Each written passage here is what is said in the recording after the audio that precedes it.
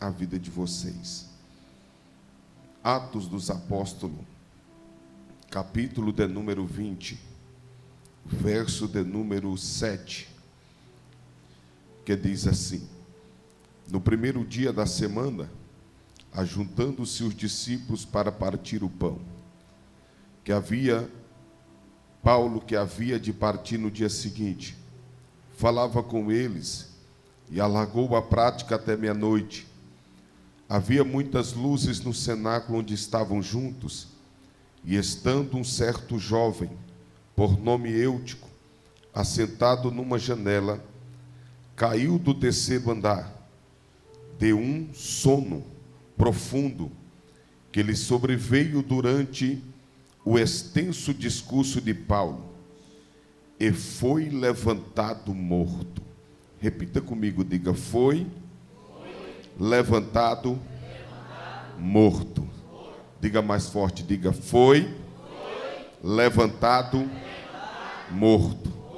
Amém. Porém, verso 10: Paulo, porém, descendo, inclinou-se sobre ele, abraçando, disse: não vos perturbeis, que a alma nele está.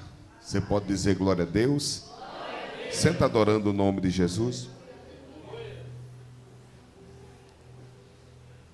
Irmãos, nós estamos aqui nessa noite mediante a uma palavra que eu costumo dizer que liberta, transforma, cura, sara e leva o homem e a mulher ao céu de luz. Poderosa é esta palavra. O texto que nós acabamos de ler trata-se, a saber, acerca da terceira viagem missionária do apóstolo Paulo. O que me encanta na missão e na chamada deste santo homem de Deus é que Paulo não é um aventureiro. Paulo é alguém que entende e que ouve a voz do Espírito Santo de Deus. Paulo, ele não pregava aonde ele queria pregar. Paulo, ele pregava aonde o Espírito de Deus lhe direcionava. Verdade é que esta terceira viagem aqui, Paulo, ele tem uma revelação. Um homem em pé, clamando em alto e bom som, dizendo: atravessa a Macedônia e vem nos socorrer. A Bíblia diz que Paulo, ele está cumprindo esta terceira viagem missionária. Verdade é que Paulo, ele chega em uma cidade por nome Troade, e nesta cidade Paulo começa a ensinar, Paulo começa a discipular, Paulo começa a exortar os irmãos da cidade de Troade.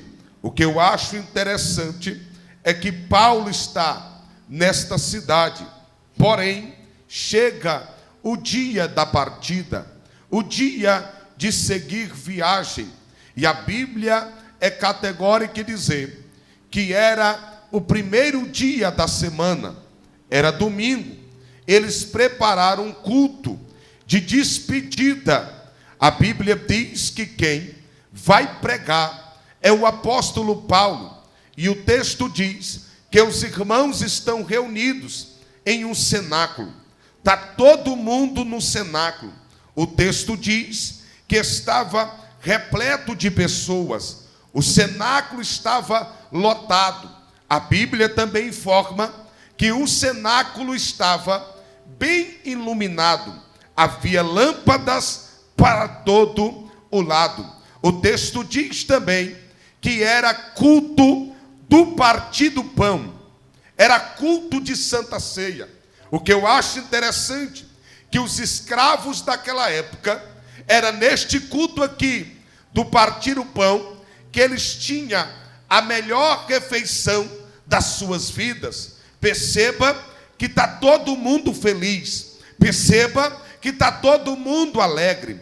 Perceba que o ambiente está iluminado. Perceba que o pregador é nada mais e nada menos do que o apóstolo Paulo. Por que o cenáculo está lotado? Porque todos querem ouvir a mensagem liberada da boca do apóstolo Paulo. Verdade é que no cenário do culto, o texto diz que aparece um jovem. O nome do jovem é Eutico. Eutico está no lugar certo. Eutico foi para o lugar certo. A Bíblia diz que Eutico está no culto. Se ele está no culto, ele está adorando. Se ele está no culto, ele está ouvindo a mensagem da parte do Senhor. Porém, a Bíblia diz que o Eutico aqui, ele decide assentar-se sobre a janela. Toda vez que eu vejo o nome janela na Bíblia Sagrada, eu intitulo este lugar como lugar perigoso. Janela, lugar perigoso. Pastor Daniel Alves prova na Bíblia Sagrada que janela é lugar perigoso. Quem é que não se lembra de Davi? A Bíblia diz que Davi, ele vem trazendo a arca da aliança sobre aos seus braços. Ele vem adorando, ele vem exaltando, ele vem glorificando. Por quê, pastor? Porque a arca está sendo trazida de volta para Jerusalém. Quando Mical está sobre a janela e percebe que Davi vem bailando, vem glorificando, ela libera uma palavra dizendo: por acaso isto é postura de um rei? Por acaso isto é postura de um rei adorando e dançando desta forma? Por quê, pastor? Porque quem está na janela, lugar perigoso, janela também eu intitulo como lugar de indecisão. Porque quem está na janela não adora, mas critica quem adora. Quem está na janela não glorifica, mas critica quem glorifica. Quem está na janela não dá glória a Deus, mas critica quem dá glória a Deus. Janela é tão perigoso porque é da janela que Mical vai falar algo ruim acerca do rei Davi. E o texto sagrado diz que ela se torna estéril. Da janela ela zomba, da janela ela se torna estéril. Se eu fosse dar um conselho para alguém aqui nesta noite, eu diria: desça da janela, porque janela é lugar perigoso. Pastor, me dá mais uma referência bíblica para me acreditar de fato que janela é lugar perigoso. Agora a Bíblia diz que Davi, em vez de estar no campo da peleja, em vez de estar no campo da batalha, a Bíblia diz que Davi fica em casa. Existe um ditado mundano por aí que mente vazia é oficina do diabo. Davi não tem muito o que fazer, ele está em casa, aí ele começa a dar uma voltinha sobre a sua casa. O texto diz que Davi vai parar na janela. Quando Davi está na janela, ele vê uma mulher tomando banho e ele vai cometer pelo menos 3 pecados. O primeiro pecado que Davi comete é o pecado da cobiça, o segundo é o pecado do adultério e o terceiro é o pecado de homicídio. Ou seja, foi para a janela, lugar perigoso, e foi cometendo um pecado atrás do outro. Eu vim aqui nesta noite, debaixo da autoridade do sangue do Cordeiro, dizer para alguém: desça da janela, desça da janela, desça da janela, porque é lugar. Me ajuda a pregar. Olha para alguém que está do teu lado, diga para ele: janela, lugar perigoso. Eu não sei porquê, mas o texto diz que o Eutico foi para a janela. Perceba que quem está pregando é o apóstolo Paulo. A Bíblia diz que o Eutico está na janela. O diabo, irmão, ele não quer que você apenas vá para a janela. O fundo estava bom. Ele não quer que você vá para a janela, mas ele quer que você se sinta confortável na janela. A Bíblia diz que Paulo estava pregando e o Eutico estava sobre a janela, e a Bíblia é categórica dizer que ele é vencido pelo sono. Ele está sobre a janela e ele é vencido pelo sono. Aí a Bíblia Sagrada diz que o Eutico cai do 3º andar abaixo.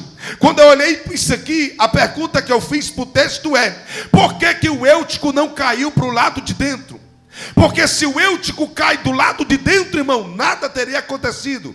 Porém, a Bíblia diz que o Eutico caiu do lado de fora. O texto sagrado diz que ele cai. A Bíblia diz que Eli caiu da cadeira, quebrou o pescoço e morreu. Agora pensa comigo, o Eutico caindo do terceiro andar abaixo. Deve ter quebrado a perna, deve ter quebrado o braço, quem sabe fraturou a costela, quem sabe rachou o crânio. Eu não sei o que aconteceu, só sei que a queda foi muito grave. Porque sempre é assim, irmão. Para subir uma vida ministerial é um degrau após o outro, é um degrau após o outro. Para subir dá trabalho, agora para cair é num piscar de olhos. O texto diz que o Eutico caiu do terceiro andar abaixo, e a Bíblia diz que o menino morreu. O texto sagrado diz que nesse cenário aqui, alguém corre até onde está o Eutico, e a Bíblia diz, e levantar o Eutico morto. Vamos lá? Levantar o Eutico morto. Eu gostaria de pregar sobre duas gerações aqui nesta noite. A primeira geração que eu gostaria de pregar aqui nesta noite é a geração que levanta morto. Repita comigo, diga: geração que levanta morto. Você sabe que geração é essa, irmão? É uma geração que não tem poder, é uma geração que não tem autoridade, é uma geração que não tem graça, é uma geração que não tem unção. A geração que levanta morto é aquela geração que não pode ver alguém caído, que ele divulga nas redes sociais: fulano caiu, Beltrano caiu, fulano pecou, Beltrano desviou. A geração que levanta morto, eu vou repetir, não tem poder, não tem autoridade, não tem unção, não tem graça da parte de Deus. Perceba que o menino caiu, é verdade. Uma geração que estava próxima onde estava o menino, pegou Eutico e levantou Eutico morto. A geração que levanta morto é uma geração que expõe. A geração que levanta morto é uma geração que aponta. Quem é que não se lembra, irmão? A Bíblia Sagrada diz que Jesus, ele está cumprindo o seu ministério na face da terra. De repente aparece a geração que levanta morto.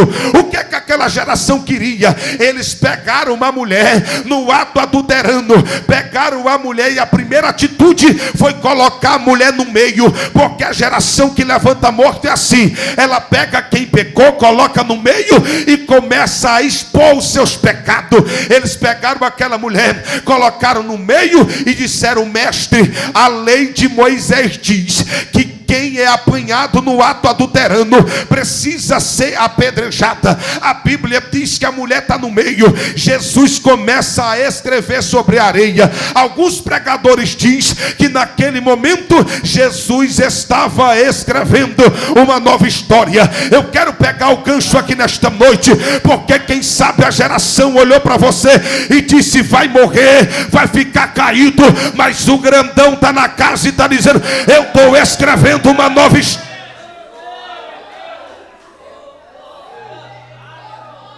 Jesus está escrevendo uma nova história.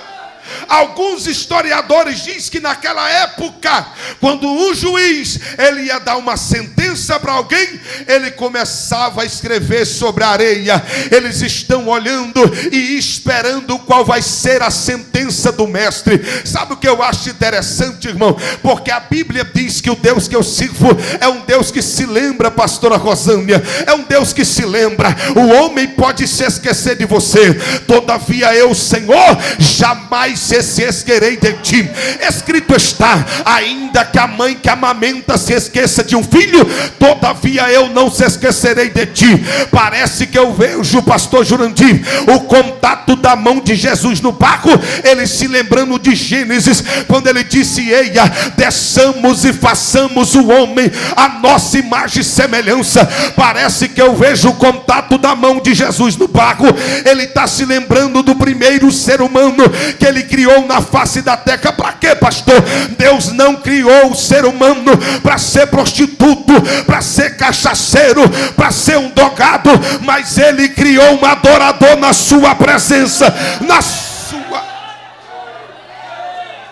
Parece que eu vejo ele escrevendo sobre a areia, olhando para aquela mulher e dizendo: eu não formei ela para ser prostituta, eu não formei ela para ser prostituta.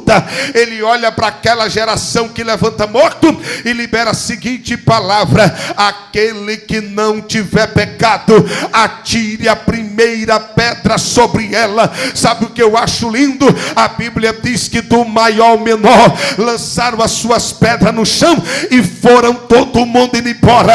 A mulher está de cabeça baixa. O problema da mulher aqui foi manter-se de cabeça baixa por muito tempo, porque Jesus olha para a mulher e faz a seguinte pergunta: filha, aonde estão os teus acusadores? Quando a mulher levanta a cabeça, ela percebe que já não tem mais ninguém à sua volta. Eu vou liberar uma palavra ao coração de alguém aqui nesta noite. O grandão está na casa e está dizendo: ei, sacode a poeira, levanta a cabeça, porque eu estou colocando para correr os teus acusadores. Os teus acusadores, diz o Senhor, eu estou botando para correr, eu estou colocando para correr.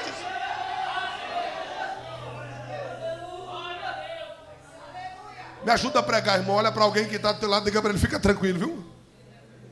Não, você não disse, diga para ele: fica tranquilo, viu? Eu estou colocando para correr. Só eu pego o poder dessa palavra, ou tem alguém comigo aqui nessa noite? O grandão está na casa e está dizendo: eu estou colocando o adversário da tua alma para correr, eu estou colocando o teu inimigo para correr, eu estou colocando aqueles que se levantaram contra você para correr, eu estou colocando para correr os teus acusadores nesta noite, eu estou colocando para correr, diz o Senhor dos Exércitos. O texto diz que eles levantaram Eutico morto. A geração que levanta morto é uma geração que não tem poder. É uma geração que não tem autoridade, irmão. Mas eu não quero falar sobre essa geração nessa noite. Eu quero falar sobre a geração que ressuscita morto. Eu quero falar sobre uma geração que ressuscita morto. A Bíblia Sagrada diz que o Eutico caiu do terceiro andar abaixo. A geração que estava à sua volta levantaram o Eutico morto. Porém, no andar de cima está tendo barulho de glória, barulho de milagre e barulho de conquista. Olha que coisa forte. Enquanto o menino está lá embaixo morto, no andar de cima está tendo barulho de glória, barulho de milagre e barulho de conquista. Eu vou liberar isso aqui. Este ambiente é o ambiente que Deus preparou para te dar vitória.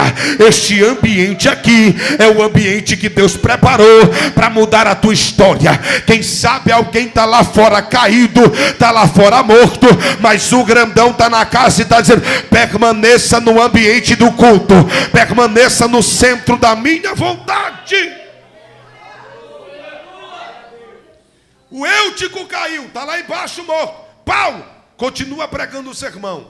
Parece que eu vejo Paulo pregando. De repente chega um obreiro e diz: Paulo para o sermão e diz: o que foi, meu filho? Alguém olha e diz: o Eutico caiu, está lá embaixo morto, está todo quebrado. Fizeram sinais vitais e já notificaram: o Eutico morreu. A Bíblia diz que quando a mensagem chega até o apóstolo Paulo, o texto no versículo 10 diz: e Paulo descendo, diga Paulo descendo, diga de novo Paulo descendo. A atitude de uma igreja que ressuscita morto é uma igreja que desce na presença de Deus, Quer ressuscitar quem morreu? O grandão está na casa e está dizendo: então vai descendo na minha presença. Ô glória, eu vou liberar isso aqui com mais força. O grandão está presente nesta reunião e está dizendo: a igreja que ressuscita morto é uma igreja que desce, é uma igreja que desce, é uma igreja que desce, é uma igreja que desce.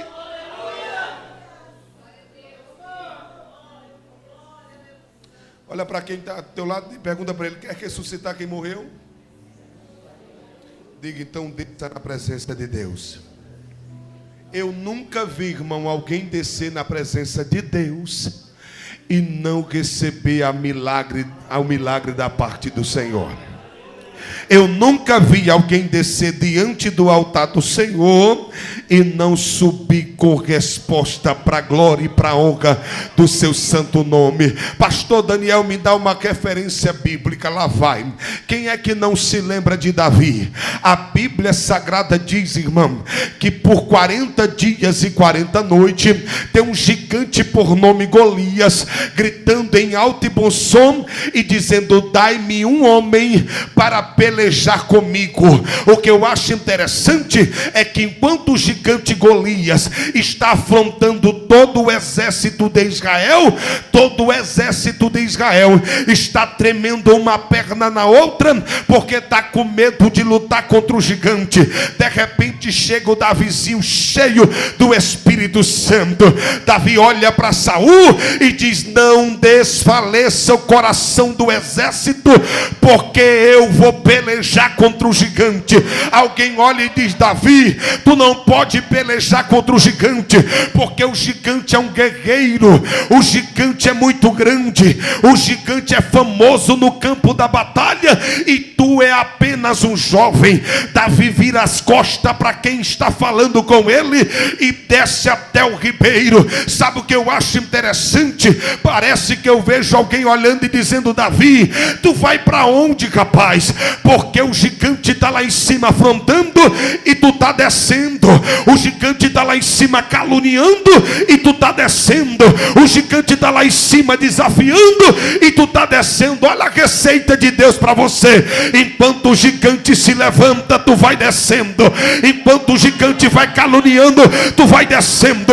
Enquanto o gigante vai lançando as suas palavras malditas, tu vai descendo. Eu nunca vi, pastora Keila, alguém descer na presença de Deus e subir de mão vazia.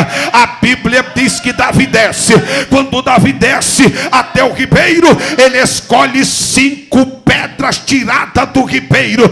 Parece que eu vejo o Espírito de Deus olhando para Davi, dizendo: Davi, é pedra demais, rapaz. Coloca 4 no alforje, coloca apenas uma na funda, porque apenas uma pedrada e este gigante vai tombar. Eu vou liberar isso aqui só para quem pega. O grandão está na casa e está dizendo: quem desce na minha presença sobe com munição, sobe com munição, sobe com munição, sobe com munição. O grandão está na casa e está dizendo: olha, eu colocando a munição que você precisa, olha, eu colocando a munição nas tuas mãos que você precisa. O gigante vai tombar.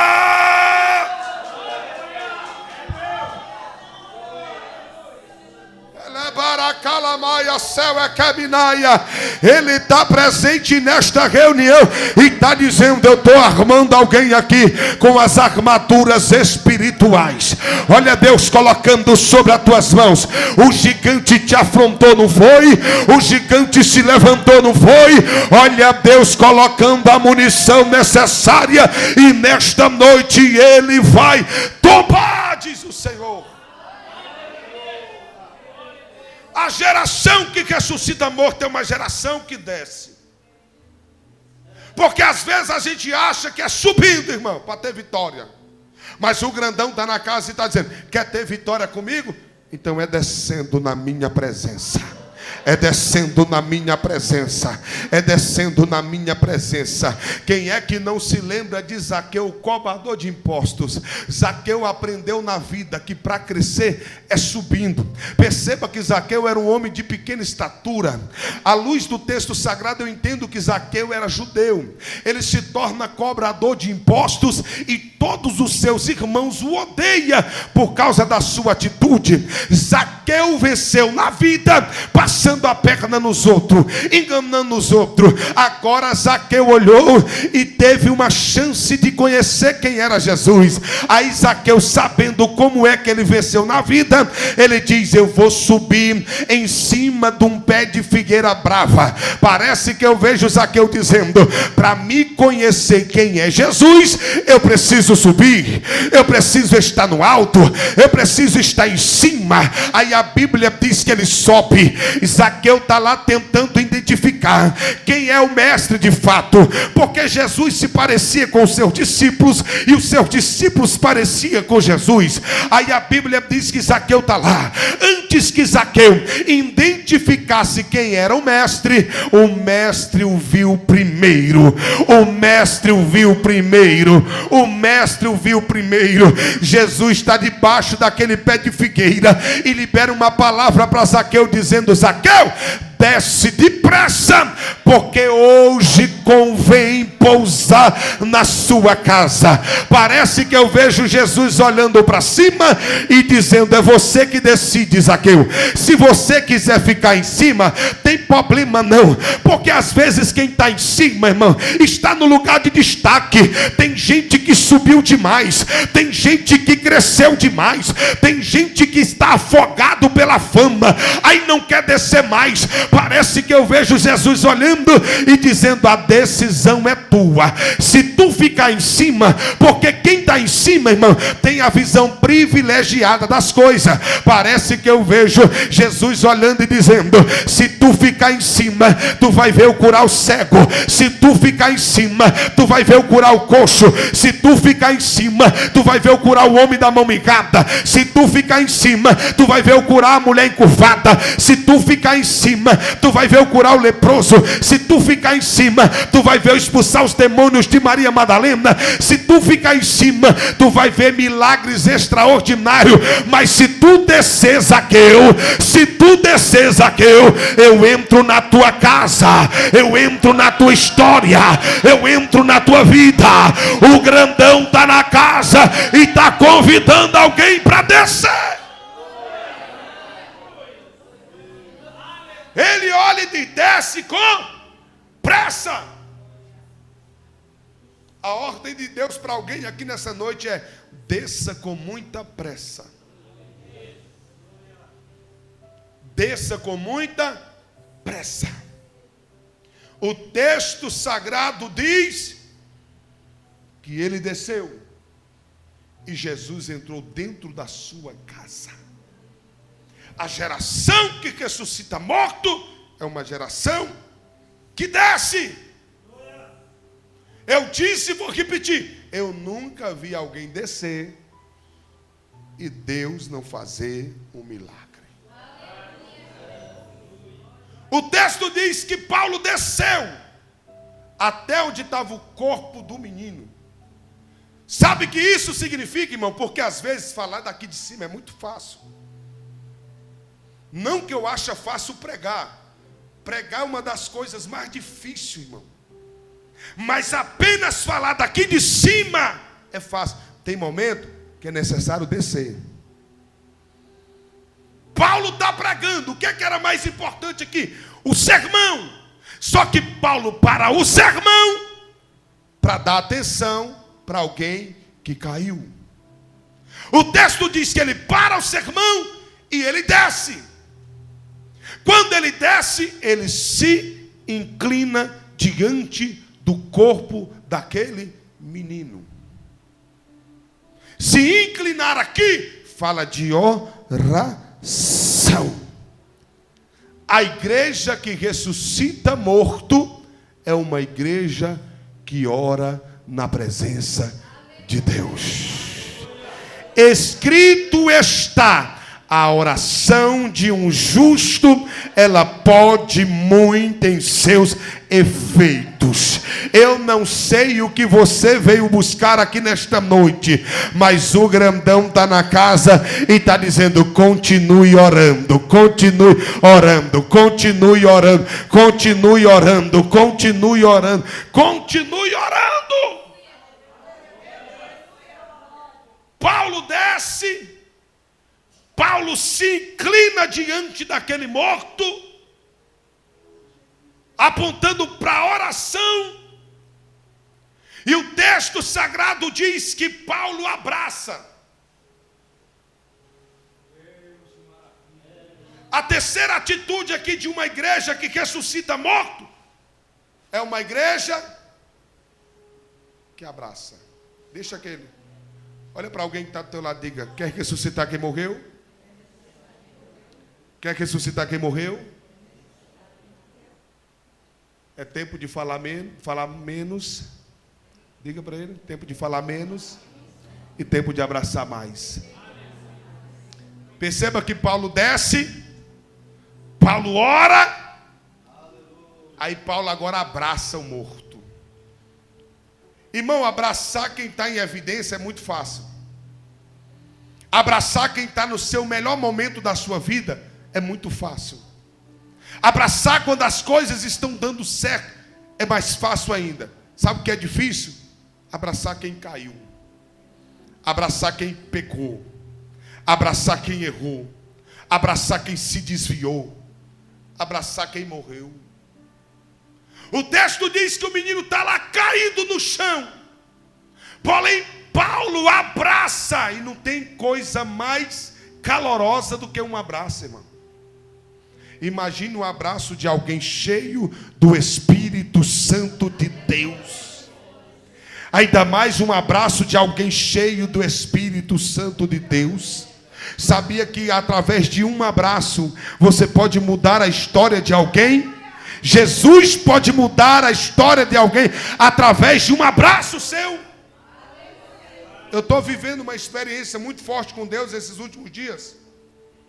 Eu estava no centro de Brasília, Taguatinga, centro da cidade de Taguatinga, em Brasília, e tinha um moço, usuário de droga, que às vezes ali em Brasília é normal, irmão, tem muito usuário de droga, e às vezes as pessoas passam para cá, para lá, e ela é como se eles fossem invisíveis. E de repente eu estava esperando um amigo meu comprar um espelho, entrou lá dentro da loja para comprar o espelho, eu fiquei do lado de fora onde tinha alguns espelhos. E de repente o jovem olhou e ficou olhando para o espelho, e aí puxou conversa comigo e disse assim: você já se olhou no espelho e aquela imagem que você está vendo não é o que você queria ver? E ele começou o assunto por aí, porque ele estava todo maltrapilho, todo sujo, drogado, e ele olhava para aquele espelho e ele falou: não é essa imagem que eu queria estar vendo. Eu olhei para ele e disse: meu filho, por que você está nessa situação? Por que você não se levanta desta situação? Por que você não sai desta situação? Por que você não faz como filho pródigo? O filho pródigo disse: levantar-me-ei, irei ter com meu pai, porque na casa do pai há abundância de pão. Ele olhou para mim e disse: pão? Quem está no mundo das drogas come até lixo. Quando ele disse essa palavra, meio que eu fiquei sem argumento para com ele. Só que de repente o Espírito Santo de Deus entrou em cena. Eu olhei dentro dos olhos daquele rapaz e disse para ele: se eu te disser que o pão foi a última coisa que o pai deu para o filho, porque quando o filho voltou para casa, Ele voltou para casa dizendo: eu vou voltar para casa, porque na casa do pai tem abundância de pão. Mas quando ele foi se aproximando, o pai olhou e disse: trazei depressa a sandália e coloca no pé. O que o pai estava dizendo: lá fora você era escravo, aqui na minha casa você é livre. Ele disse: trazei a melhor vestimenta e vestilho. Por quê? Porque ele sujou a sua roupa com aqueles porcos. Mas o pai olha e diz: eu estou restaurando a tua santificação, eu estou te santificando de novo. Aí o pai olhou e disse: trazei depressa o anel e coloque sobre o dedo. O anel simbolizava a autoridade, o nome e a identidade daquele garoto. E por último, ele entrou para as boldas para se alimentar. Quando eu falei esta palavra para aquele moço, ele disse: eu quero ajuda, pastor, eu quero ser ajudado, pastor. Eu reuni alguns amigos, levantamos a passagem e mandamos eles ali para o estado do Piauí. Conclusão da história: Deus está fazendo uma obra poderosa e extraordinária através de um pouquinho de atenção. Para quem estava caído, Deus levantou ele de novo, Deus colocou ele de pé de novo. Eu vou liberar isso aqui. O grandão está na casa e está dizendo: eu estou levantando uma igreja que abraça, eu estou levantando uma igreja que abraça, eu estou levantando uma igreja que abraça. Quem sabe você entrou aqui nesta noite, você está uma bênção na presença de Deus, mas lá na tua casa tem alguém caído, lá na tua casa tem alguém na lama. O grandão está na casa e está dizendo: a partir de hoje você vai abraçar, e o meu Espírito Santo vai trabalhar, vai trabalhar, vai trabalhar.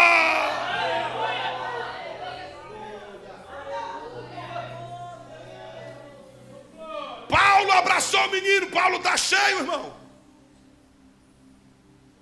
Eu disse e vou repetir: chegou o tempo de falar menos.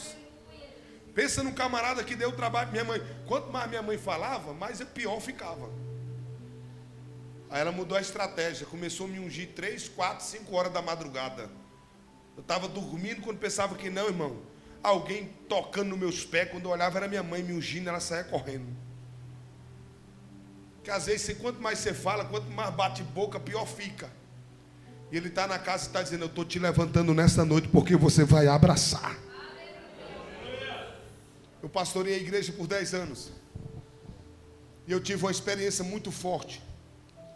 Uma irmã que congregava comigo tinha um filho drogado. E toda vez que eu pastoreava a 40 quilômetros de Brasília, toda vez que eu ia, que eu retornava e dizia: pastor, me leva até nas Furnas. E eu dava carona para aquele rapaz. Um certo dia ele desapareceu, sumiu do mapa. A gente começou a procurar ele, a família desesperada. Com 15 dias, encontramos ele no ML de Lusiânia. Ele foi assassinado. Ele ficou 8 dias no meio do mato, perdido. Já fazia 15 dias que estava no ML e no dia seguinte seria enterrado como indigente. Nós achamos ele no último dia. Era drogado, mas para a mãe é o filho dela.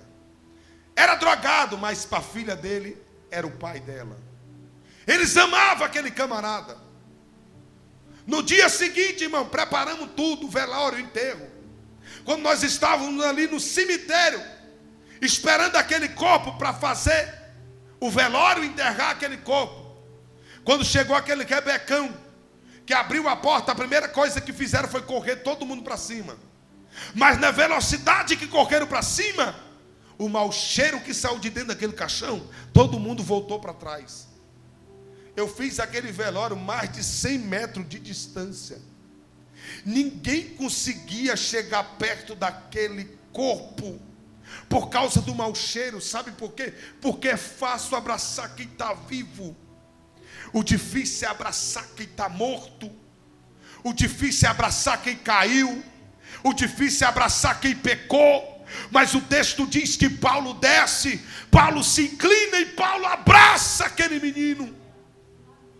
Paulo está cheio do Espírito Santo. Quando Paulo abraça o menino, ele olha para aquela geração e libera uma palavra dizendo assim: ó, não vos perturbeis, porque a alma nele está. Quem está olhando está dizendo, o menino está morto. Paulo está olhando para a multidão e está dizendo, mas ele tem alma. Quem está olhando está dizendo, o menino caiu, mas o menino tem alma. Quem está olhando está dizendo, é apenas um drogado. Aí Paulo está dizendo, mas tem uma alma dentro dele. Tem uma alma dentro dele. Tem uma alma dentro dele. Escrito está, irmão, que mais vale uma alma salva do que o mundo inteiro. Alguém está olhando e está dizendo, está caído, mas tem alma. Está no chão, mas tem alma. Se desviou, mas ainda tem uma alma, tem uma alma, tem uma alma, tem uma alma. Deixa eu ver se eu estou pregando para a igreja certa. Paulo olha e diz, não vos perturbeis, porque a alma nele. Existe uma igreja por aí, irmãos, que valoriza o que você ganha, valoriza o que você tem, valoriza o terno que você usa, valoriza o carro que você tem, valoriza a oferta que você dá, valoriza o dízimo que você dá. Mas o grandão está na casa e está dizendo, eu estou levantando uma igreja poderosa que vai valorizar a alma, que vai valorizar a alma, que vai valorizar a alma. Paulo olha e diz, a alma está nele. A Bíblia diz, irmãos, que Paulo ora pelo menino, o menino ressuscita. Parece que eu vejo Paulo pegando na mão do Eutico agora e levando o Eutico para o cenáculo de novo. Porque quando o menino estava caído, pastor, eu tenho certeza que alguém olhou, porque quando acontece um acidente, irmãos, curioso chega e diz, o que aconteceu? Não, foi uma batida. O que aconteceu? Foi um tiro. O que aconteceu? Ele caiu. Eu tenho certeza que alguém olhou e disse, o que aconteceu? Ele caiu. Alguém olhou e disse, ele caiu da onde? Alguém disse, caiu lá de cima, caiu lá do culto dos crentes, caiu lá de cima. Lá de cima que ele caiu foi. E quando alguém cai, geralmente a palavra que a gente escuta é essa, nunca mais se levanta, nunca mais se coloca de pé, nunca mais canta, nunca mais prega, nunca mais dirige igreja. Porque assim, quando alguém cai, alguém chega e lança uma palavra maldita. Mas sabe o que eu acho interessante? Que quem viu Eutico caído, agora vai ter que ver Eutico subindo a escadaria do cenáculo outra vez, subindo a escadaria do cenáculo outra vez. Quem sabe eu estou pregando para alguém que ouviu esta palavra maldita, nunca mais canta, nunca mais prega, nunca mais canta, nunca mais prega. Mas o grandão está na casa e está dizendo, sacode a poeira e prepara para subir o cenáculo outra vez, outra vez, outra vez. O texto diz que ele sobe a escadaria do cenáculo. Irmão, se esse milagre aqui acontece lá na minha igreja, eu acredito que os pastores iam dizer, agora nós vamos cantar corinho de fogo até amanhecer o dia, porque o Eutico ressuscitou. Quem sabe alguém disse, agora vamos colocar adoração e vamos fazer uma grande vigília até amanhecer o dia, porque o Eutico ressuscitou. Mas sabe o que eu acho lindo? É que o apóstolo Paulo dá uma ordem para o Eutico se sentar e ele começa a pregar o sermão de novo. E a Bíblia diz que ele prega até amanhecer o dia. Por quê, pastor? Porque essa palavra liberta, essa palavra transforma, essa palavra cura, essa palavra sara, e essa palavra leva o homem e a mulher ao céu de luz. Eutico volta para o cenáculo. Diante disso aqui, eu fiz uma pergunta para o texto e eu faço para você nessa noite e eu encerro a minha fala. Aonde o Eutico sentou, irmão? Alguém consegue me responder aonde o Eutico sentou? Será que o Eutico sentou-se lá na porta? Será que o Eutico se assentou no meio da nave da igreja? Será que o Eutico se assentou na frente? Será que o Eutico foi mais ousado? Olhou assim e disse: pastor Paulo, deixa eu sentar na tribuna, deixa eu sentar na janela, irmão, deixa eu sentar na tribuna, deixa eu sentar no altar. Irmão, não sei aonde o Eutico assentou, mas eu tenho certeza que a cada passo que ele dava subindo aquela escadaria, ele falava no seu coração: janela nunca mais, janela nunca mais, lugar de indecisão nunca mais, janela nunca mais, lugar de decisão nunca mais. O grandão está na casa e está dizendo: nunca mais você vai sentar no lugar perigoso, nunca mais você vai ficar no lugar da indecisão. Ele está presente nesta reunião e está dizendo: o teu lugar é no altar, o teu lugar é na minha presença. Se coloca de pé em nome de Jesus.